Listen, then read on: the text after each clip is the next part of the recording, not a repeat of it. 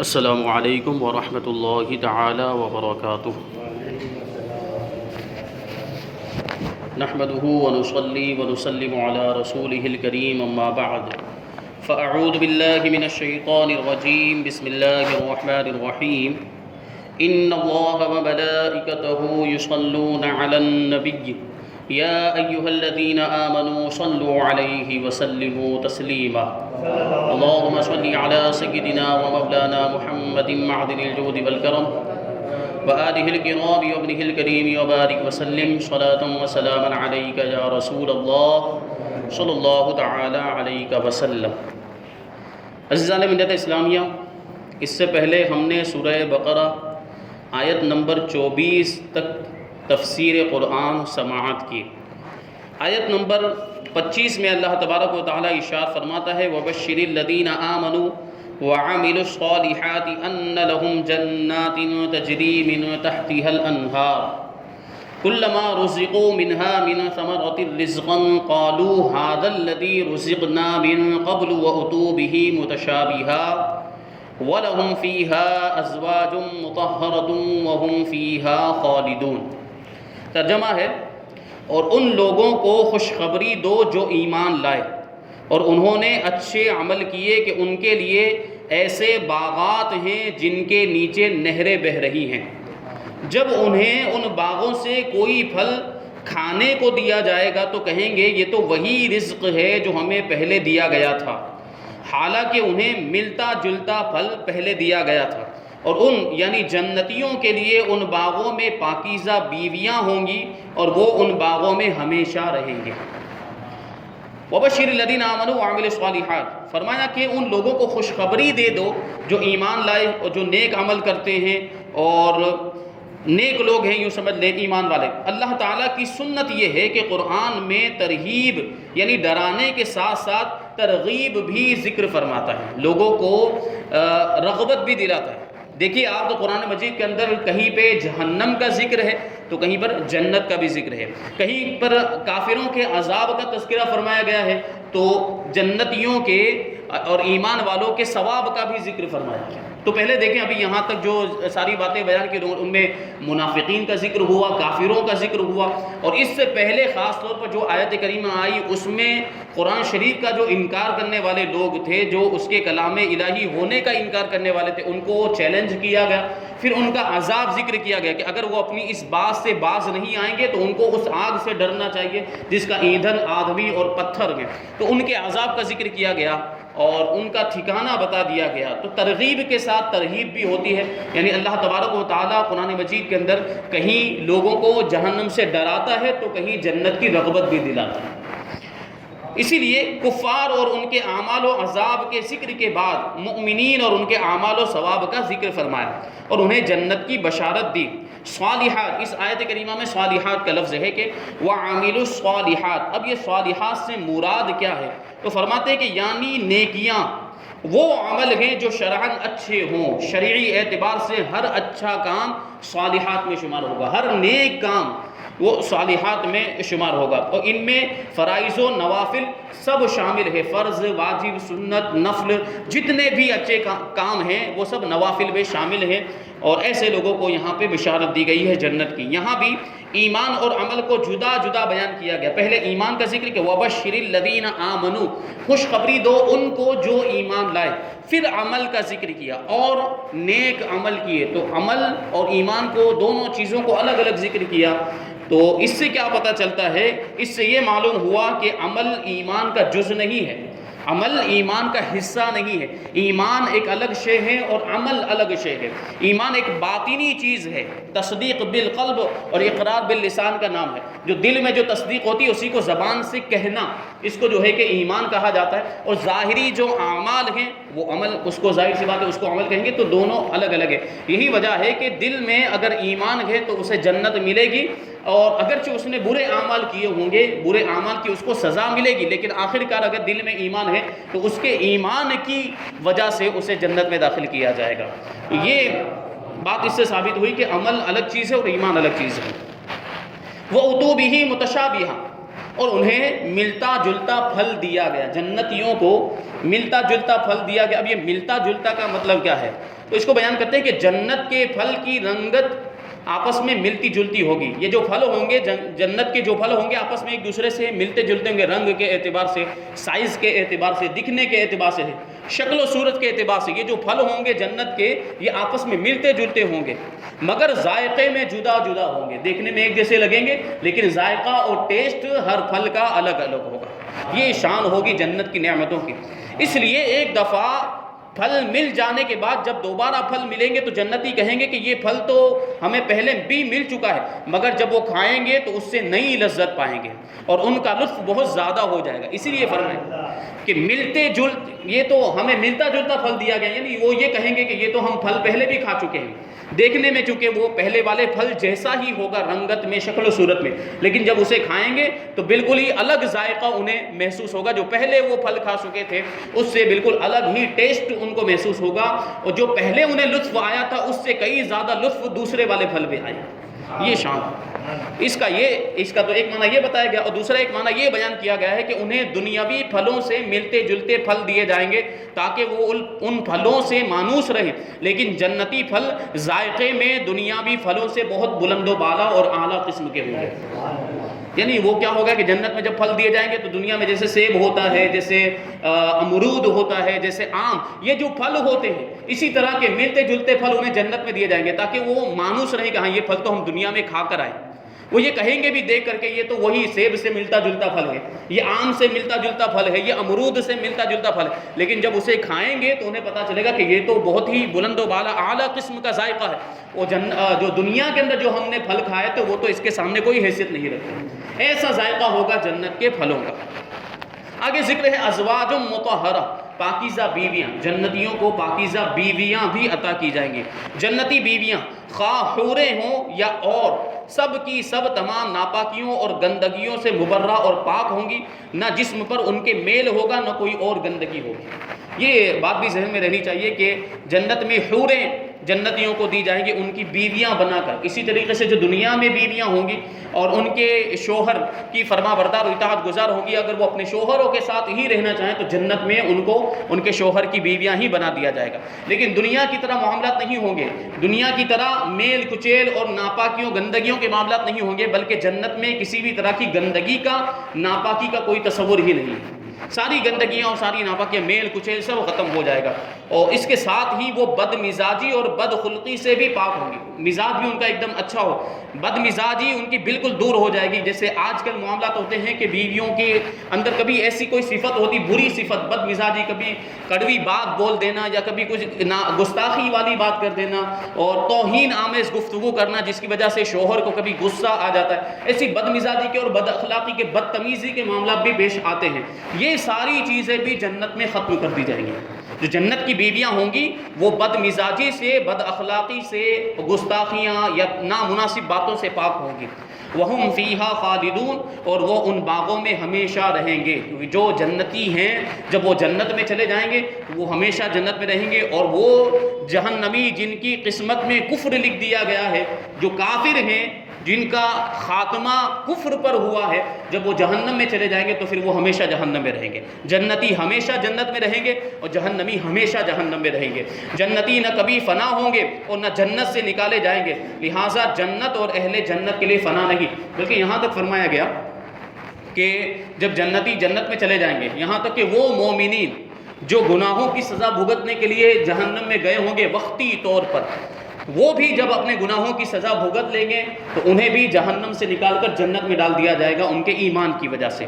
حدیث پاک کے اندر ارشاد فرمایا کہ جس کے دل میں ذرہ برابر بھی ایمان ہوگا وہ جنت میں جائے گا. وہ جو کافر ہوں گے ان کو جو ہے کہ جہنم میں ڈال دیا جائے گا. اب یہ کافر ایسے ہوں گے جنہوں نے کفر اختیار کیا، دنیا میں کفر پر قائم رہے اور اسی پر ان کا خاتمہ ہو گیا، اور ان کے پاس ذرہ برابر بھی ایمان نہیں ہوگا تو وہ ہمیشہ جہنم میں رہیں گے.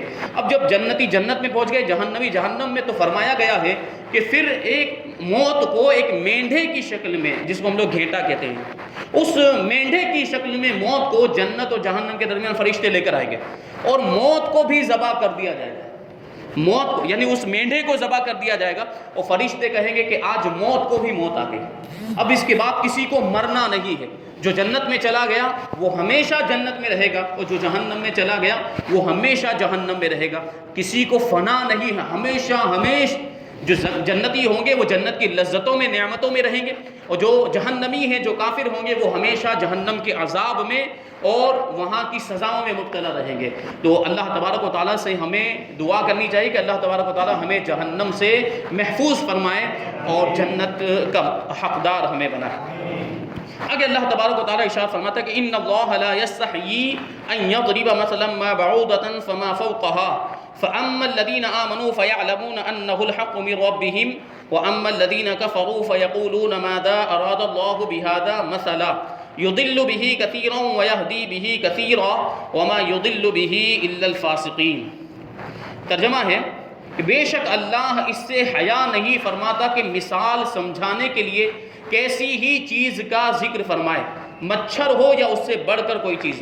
بہرحال ایمان والے تو جانتے ہیں کہ یہ ان کے رب کی طرف سے حق ہے، اور رہے کافر تو وہ کہتے ہیں کہ اس مثال سے اللہ کی مراد کیا ہے۔ اللہ بہت سے لوگوں کو اس کے ذریعے گمراہ کرتا ہے اور بہت سے لوگوں کو ہدایت عطا فرماتا ہے، اور وہ اس کے ذریعے صرف نافرمانوں ہی کو گمراہ کرتا ہے۔ اب یہاں پر دیکھیے تو اللہ تبارک و تعالیٰ نے سب سے پہلے مثال بیان کرنے کا ذکر فرمایا کہ بے شک اللہ اس سے حیا نہیں فرماتا کہ مثال سمجھانے کے لیے کسی بھی چیز کا ذکر کرے، مثال کے طور پر چاہے مچھر کا ذکر کرے یا اس سے کمتر یا اس سے بڑھ کر کسی چیز کا ذکر کرے، اللہ تبارک و تعالیٰ اس سے حیا نہیں فرماتا۔ تو یہ آیت کریمہ کیوں اللہ تبارک و تعالیٰ نے یہاں پر جو ہے کہ نازل فرمایا، اس کا یہ کیوں ارشاد فرمایا؟ تو دیکھیں کہ جب اللہ تعالیٰ نے سورہ بقرہ کے دوسرے رکوع میں منافقوں کی دو مثالیں بیان فرمائی، منافقوں کی جو وہ بارش کے تعلق سے بیان کی کہ وہ کیسی بارش جیسے نازل ہوتی ہے، اور اندھیرے کا جو تذکرہ ہوا کہ جب اندھیرا چھا جاتا ہے تو رک جاتے ہیں، اور پھر جب بجلی چمکتی ہے تو چلنے لگ جاتے ہیں۔ وہاں پر وہ بارش کا، بجلی کا، گرج کا اور کڑک کا تذکرہ کیا، اور ان چیزوں کے ذریعے مثال دے کر ان کو سمجھانے کی کوشش کی، منافقوں کی مثال دی تھی۔ تو وہ جو مثالیں جب منافقین نے سنی تو منافقوں نے یہ اعتراض کیا کہ اللہ تعالیٰ کی شان اس سے بلند تر ہے کہ ایسی مثالیں بیان فرمائے۔ اور بعض علماء نے فرمایا کہ جب اللہ تعالیٰ نے کفار کے معبودوں کی کمزوری کو مکڑی کے جالوں وغیرہ سے مثال کے ذریعے بیان کیا کہ جو یہ معبود جن کی یہ پوجا کرتے ہیں، جن کو اپنا خدا بناتے ہیں، ان کی کمزوری کا معاملہ یہ ہے کہ مکڑی کے جالوں سے بھی کمتر حیثیت ہے ان کی، تو ان کی مثال جو ہے مکڑی کے جالوں سے بیان کی۔ تو کافروں نے اس پر اعتراض کیا کہ یہ ایسی معمولی چیزوں کی، تمہارا رب ایسی معمولی چیزوں کی مثال بیان کرتا ہے۔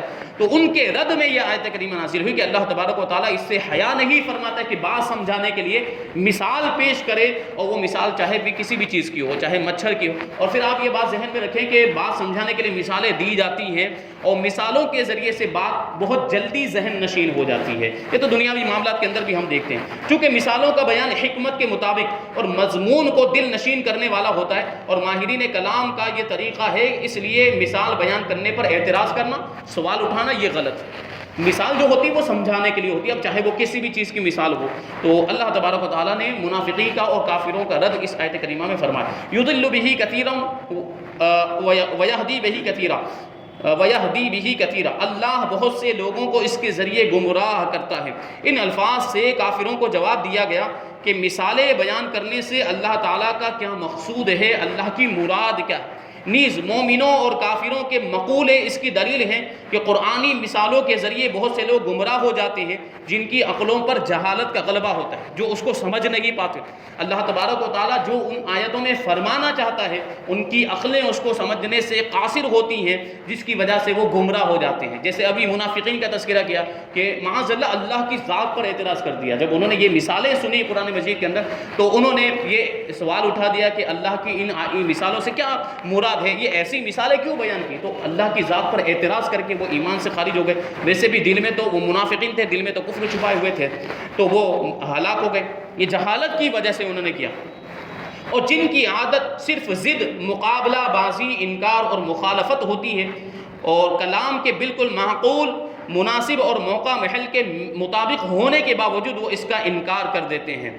اور انہی مثالوں کے ذریعے اللہ تعالیٰ بہت سے لوگوں کو ہدایت بھی عطا فرماتا ہے جو غور و تحقیق کے عادی ہوتے ہیں اور انصاف کے خلاف بات نہیں کرتے، جو جانتے ہیں کہ حکمت یہی ہے کہ عظیم المرتبہ چیز کی مثال کسی قدر و قیمت والی چیز سے اور حقیر چیز کی مثال کسی ادنا شے سے دی جاتی ہے. جیسی وہ چیز ہوتی ہے اس کے اعتبار سے اس کی مثال بھی دی جاتی ہے. اگر وہ چیز اعلیٰ قسم کی ہو تو اس کی مثال بھی اعلیٰ قسم کی دی جاتی ہے. اگر وہ کوئی ادنا چیز ہوتی ہے، کوئی چھوٹی سی چیز ہے، تو اس کی مثال بھی چھوٹی چیز کے ذریعے دی جاتی ہے. نزول یہ دیکھیں آپ تو یہاں پر جیسا کہ اوپر آیت نمبر 17 میں حق کی مثال نور سے اور باطل کی مثال تاریکی سے دی گئی. جو حق ہے وہ نور کی حیثیت رکھتا ہے، ایمان یہ ایک نور کی حیثیت رکھتا ہے، اور باطل اور کفر یہ تاریکی اور اندھیرے کی حیثیت رکھتا ہے. یہ مثال بیان کی ہے. تو دیکھیں ہم ان میں یہ تطابق بھی پایا جاتا ہے، ان کے اندر ایک مطابقت اور موافقت بھی پائی جاتی ہے.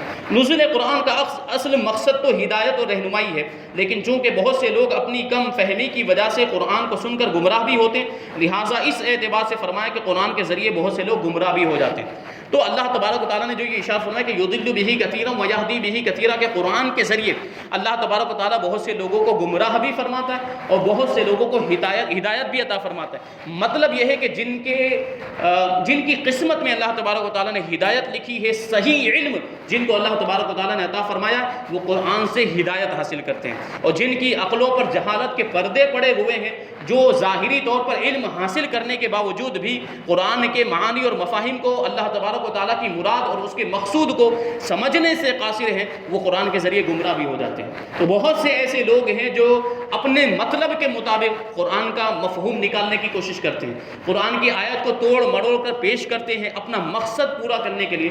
تو ایسے لوگ قرآن کے ذریعے گمراہ ہو جاتے ہیں. وما یضل بہ الا الفاسقین، اور وہ اس کے ذریعے صرف نافرمانوں کو ہی گمراہ کرتا ہے. شریعت میں فاسق اس نافرمان کو کہتے ہیں جو کبیرہ گناہ کا مرتکب ہو. گناہ کبیرہ یعنی بڑے بڑے جو گناہ ہیں، کیسے؟ جیسے جھوٹ بولنا، غیبت کرنا، کسی کا مال غصب کر لینا، چوری کرنا، جوا کھیلنا، شراب نوشی، یا کسی کو ناحق قتل کر دینا. اسی طرح بہت سے ایسے گناہ ہیں جو گناہ کبیرہ میں شمار ہوتے ہیں. تو جو گناہ کبیرہ کا مرتکب ہوتا ہے، یعنی جو گناہ کبیرہ کرنے والا ہوتا ہے، اس کو فاسق کہا جاتا ہے. فسق کے 3 درجے ہیں. ایک ہے تغابی، وہ یہ ہے کہ آدمی اتفاقیہ کسی کبیرہ گناہ کا مرتکب ہو جائے اور اس کو برا ہی جانتا رہا ہو. ایسا ہوتا ہے کبھی کبھی کہ آدمی گناہ جانتا ہے کہ یہ بہت بڑا گناہ ہے، مجھے نہیں کرنا چاہیے، لیکن کبھی شہوت نفس کی وجہ سے وہ گناہ اس سے ہو جاتا ہے.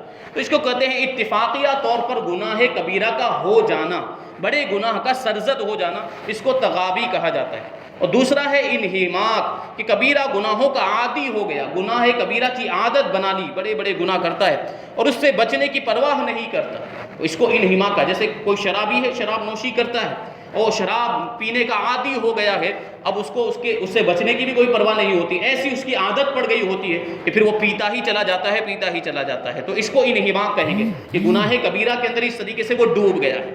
اور تیسرا ہے جحود، کہ حرام کو اچھا جان کر ارتکاب کرے.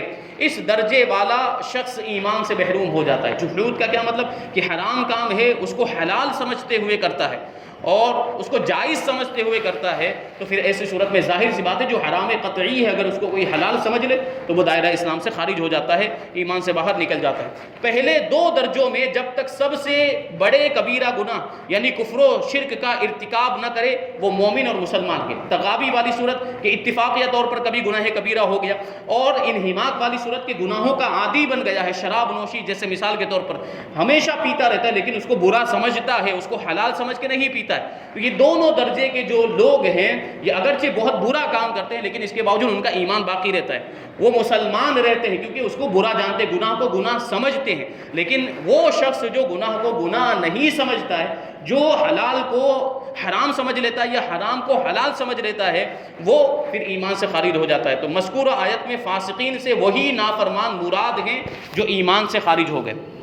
تو اللہ تبارک و تعالیٰ ایسے لوگوں کو گمراہ فرماتا ہے، اور جو ایمان والے ہیں ان کو قرآن مجید کے ذریعے سے ہدایت ملتی ہے، رہنمائی ملتی ہے. اللہ تبارک و تعالیٰ ہمیں بھی قرآن مجید کے ذریعے سے ایمان کی روشنی عطا فرمائے، ہدایت و رہنمائی عطا فرمائے، جنت کا راستہ چلتے ہوئے جنت میں داخل ہونے کی توفیق عطا فرمائے، اور جہنم میں لے جانے والے کاموں سے بچنے کی توفیق عطا فرمائے. وما علینا الا البلاغ. السلام علیکم.